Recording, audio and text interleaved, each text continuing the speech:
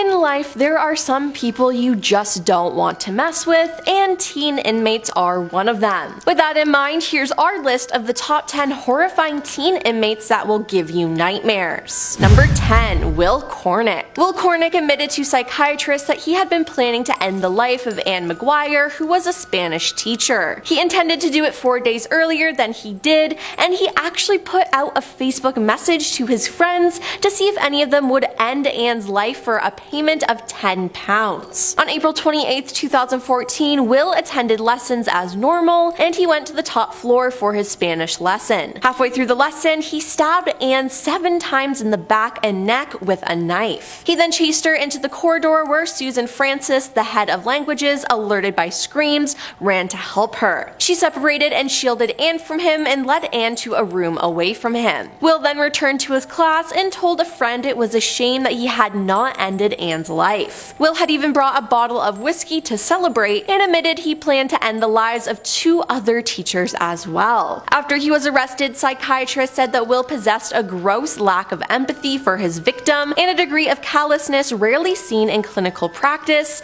and that he presents a risk of serious harm to the public, and that this risk is present for the foreseeable future. He was imprisoned at Leeds Crown Court for a minimum of 20 years, and he has never shown any remorse for his actions. He said he knew the family would be pissed off, but he thought that everything was fine and dandy. Number 9. Daniel William Marsh. According to Daniel William Marsh's confession, on the night of April 13, 2013, after years of homicidal urges, he had had enough. He decided to live out his fantasies and end someone's life. He extensively planned as he taped the bottom of his shoes so it would not leave behind footprints, and he wore gloves to avoid leaving fingerprints or DNA. He also wore all black clothing and a black face mask and armed himself with a knife. He left his mother's house and roamed the streets searching for a home with open doors and windows. He finally found an open window at Claudia Malpin and Oliver Nopop's condo and found them asleep. At one point, Claudia awoke, saw Daniel, and began screaming. He then began stabbing her in the torso and screamed for help and begged him to stop. Daniel later told investigators that her cries for help motivated him to attack her more. Daniel later recalled that the old lady just wouldn't die. When Oliver awoke, Daniel stabbed him until he knew he was dead,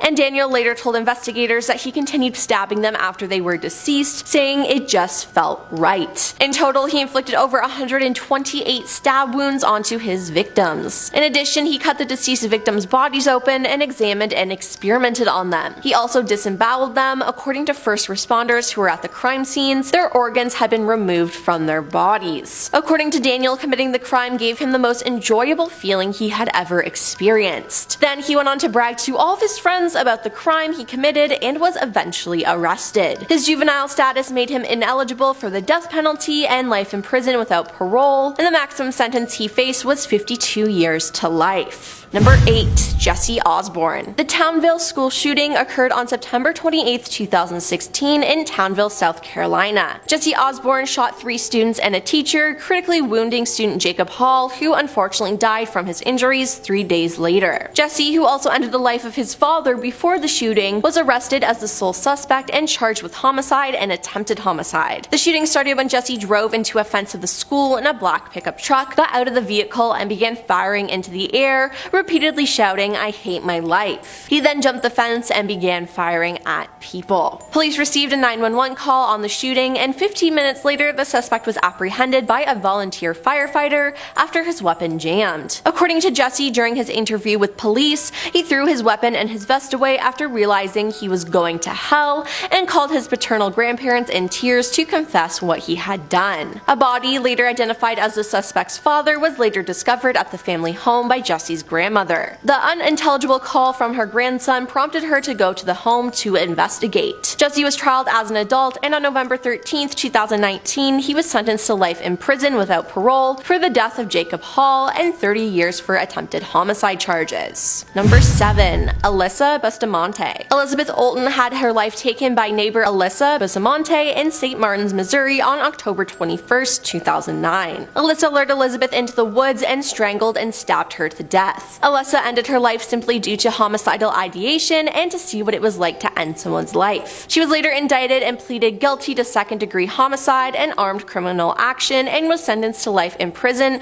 with the possibility of conditional release in 2024 for second-degree homicide. However, due to her additional conviction of armed criminal action, even if she is granted conditional release in 2024, she will have a consecutive sentence of 30 years in prison. This makes her earliest possible release in 2054 when she will be 60 years old. Number 6. Erin Caffey. Authorities said Erin Caffey and her boyfriend and 2 other co-defendants plotted to end the lives of Erin's parents because they didn't approve of her boyfriend. Police reports say she and Bobby Gail Johnson waited in a car down the road from Erin's house while her boyfriend Charlie James Wilkinson and Charles Allen Wade went on a shooting and stabbing rampage before setting fire to the house. Erin's mother and 2 brothers died in the attack. Her father was shot 5 times but escaped from the burning house and said he recognized Charlie shooting him and his wife in their bed. Erin and everyone else who were involved were arrested, and Erin was given 2 consecutive life sentences plus 25 years and will not be eligible for parole until she serves roughly 40 years of her sentence. Number 5. Cesar Olalad. Cesar Olalad was arrested with the homicide of his parents and 2 siblings because he believed they were planning to eat him. Cesar was arrested after a standoff with cops in suburban Texarkana and charged with capital homicide of multiple people, punishable by the death penalty or life in prison without parole. Police in the town of Nash went to Cesar's home after getting a report that a man had harmed his own family and was threatening to end his own life. When they arrived, they learned the teen was holed up and family members were inside. According to an affidavit by Nash police officer Craig Buster,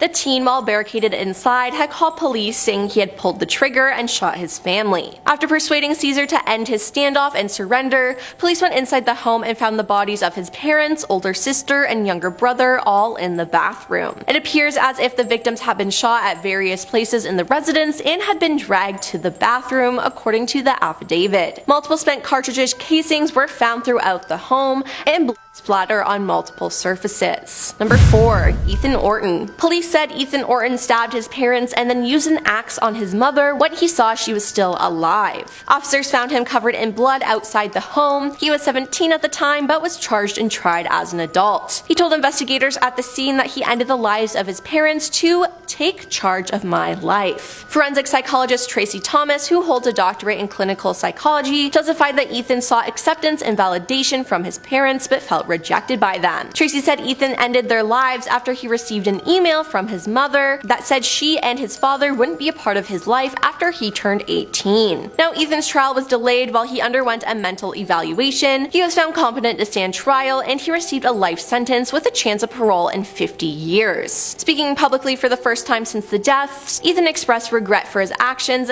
but said he made peace with what he'd done. I even said I give my left arm just to get both of them back, see what I could do, but I had to come to a realization that this is what it is today, and thankfully I've made peace with that, he said. Number 3. Sheila Eddy and Rachel Schoaf. Skylar Neese was an American teenager girl who disappeared from her home in Star City, West Virginia around midnight on July 6, 2012. Now, she was initially considered by law enforcement authorities to be a runaway, and an Amber Alert was not immediately issued in connection with her disappearance. Now, the break in the case came when Rachel, Skylar's best friend, admitted plotting with Sheila to end Skylar's life. The motivation Rachel gave for the death was they didn't like her and they didn't want to be friends with her anymore. David Neese stated that the 2 girls were among his daughter's best friends and that Sheila had even helped the family by distributing missing person flyers. After her confession, Rachel led investigators to Skylar's body. Skylar's body was found less than 30 miles away from her home. Now, Rachel pleaded guilty to second-degree homicide on May 1, 2013 and was sentenced to 30 years in prison with eligibility for parole after 10 years. Sheila pleaded guilty to first-degree homicide on January 24, 2014 and was sentenced to life in prison with eligibility for parole after 15 years. Number 2. Sierra Halseth and Aaron Grotto. Teenage girl Sierra Halseth and her boyfriend Aaron Grotto were sentenced to life in prison with the possibility of parole for fatally stabbing the girl's father father. Sierra and Aaron admitted to ending the life of Daniel Halseth, attempting to set his house on fire, and taking his car and credit card to flee Salt Lake City. The day before his body was found, Aaron ran away from home, and the teenager later purchased a circular saw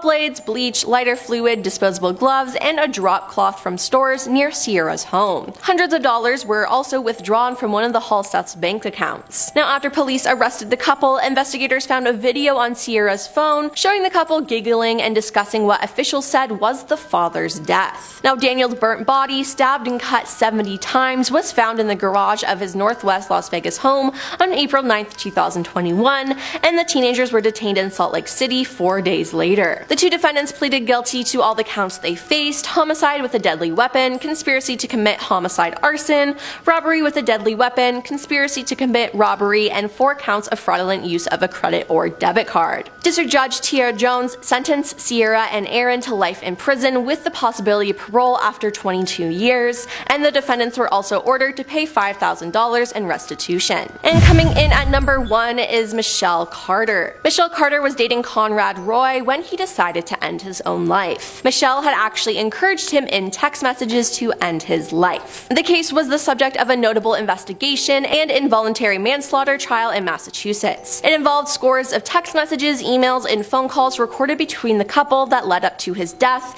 in which Michelle repeatedly texted Conrad to end his life. Now, let me just say, I've read these texts and they're absolutely disgusting. Now, Conrad had seen numerous mental health professionals and had been prescribed psychiatric medication, and she knew that he struggled. After a bench trial, presiding Judge Lawrence Moniz found Michelle guilty of involuntary manslaughter, concluding that she wanted Conrad dead and that her words coerced him to end his life. The judge's decision rested chiefly on Michelle's final phone call, in which she ordered a terrified Conrad to go back inside his truck as it was filled with carbon monoxide. How can you claim to love someone and then do something like that to them? I just don't get it. Initially sentenced to 2.5 years in prison, the penalty was later reduced to 15 months, of which Michelle served 11 months and 12 days. The case raised questions pertaining of the nature and limits of criminal responsibility, but I do think she was 100% guilty, and she should have told someone that he was having these thoughts. Well, that's all for our list of the top 10 horrifying teen inmates that will give you nightmares. Which one scares you the most? Let us know in the comments down below, and we'll see you next time.